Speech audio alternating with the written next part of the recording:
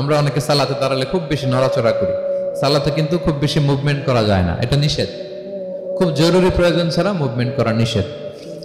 আল্লাহ বলেন আল্লাযীনা হুম ফি সালাতিহিম খাশিউন, প্রথম বৈশিষ্ট্য হচ্ছে যারা তাদের সালাতে বিনয় অবনত থাকবে, একাগ্র চিত্তে সালাত আদায় করবে। এতটা একাগ্র চিত্তে তারা অন্তরের মধ্যে এই উপলব্ধি ধারণ করবে যে আমি যে ইবাদত করছি এটা আল্লাহ দেখছেন, Allah is watching me, Allah is observing me, Allah তাআলা সরাসরি দেখছেন।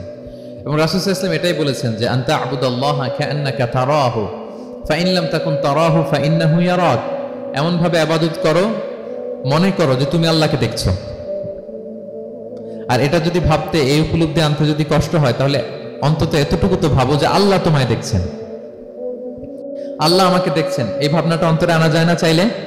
চাইলেই আনা যায়। আমরা যেন এই উপলব্ধিটা নিজেদের মধ্যে রিয়েলাইজেশনটা বিল্ড আপ করার চেষ্টা করি যে আমি যে মুসল্লায় দাঁড়ালাম, এই যে আমি কিয়ামুল লাইল করতেছি, এই যে তারাবিতে আমি 20 রাকাত